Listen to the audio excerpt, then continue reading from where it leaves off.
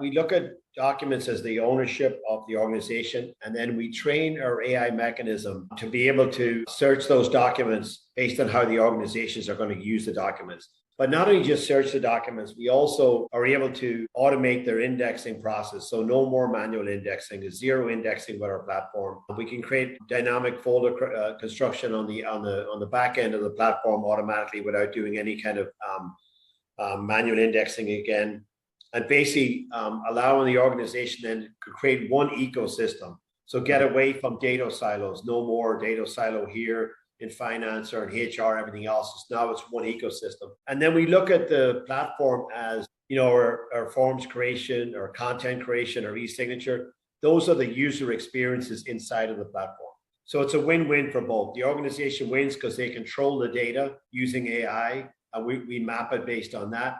And then the users win because they're not going into multiple environments to be able to execute the word. So we have our own forms. So you don't have to go to Jot Forms. You don't need DocuSign because we have our own e-signature. You don't need SharePoint because obviously AI is capturing all your data in the cloud environment. So we can eliminate a lot of those data silos and give you really great AI analytics based on the actual data. Right. So if I could narrate a simple example, assuming I'm a compliance manager and I do a search, show me all the vendor documents that are going to be expired in October, November, December 2025.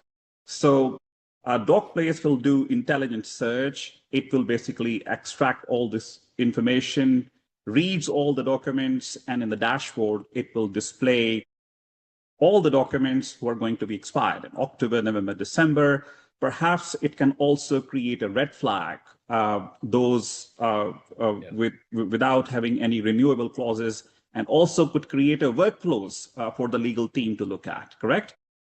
That's exactly what we do. Yes, it's exactly how we do it. Basically, when you're using AI on the ingestion side, you're basically setting up those mechanisms from the onset. As soon as you onboard the data, whether it's paper documents getting transformed to electronic, or your electronic documents moving from multiple silos into an AI environment. But then you're able to track contract expiration dates, COI expiration dates, renewal. It'll tag you on the documents, and it'll push that data to their legal department or their contract department or their sales department to remind them that these contracts are up for renewal and need to be worked on. Yeah, very nice. Very powerful feature. So you have also built predictive AI models into the platform. Can you explain how these work? For example, anticipating document usage, compliance risk? Yeah, like for example, on the predictive AI, so we use a vector database.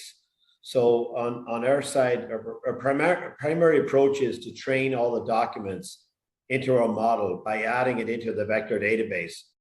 And then for particular clients based on what their needs are. And then allowing them to multi-dimensionally search.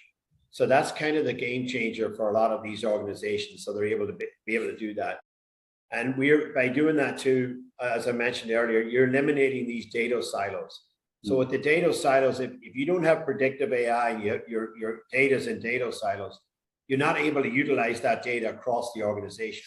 So obviously with predictive AI, you're able to do that. You're able to capture it and get it into one environment.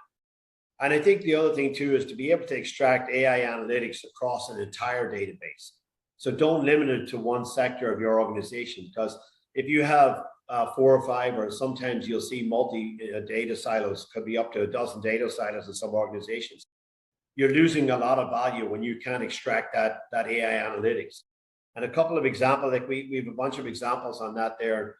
When it comes to, we just recently did a municipality that was onboarding about 10,000 invoices a month, but they were doing it based with human effort. And then they introduced robotics, but it was only about a 55% accuracy ratio. So we're able to go in there and extract all that information in 10,000 invoices that they're produced, and be able to get their vendors paid instead of having them to wait, 60, 90 days. They're able to turn it around in under 10 days.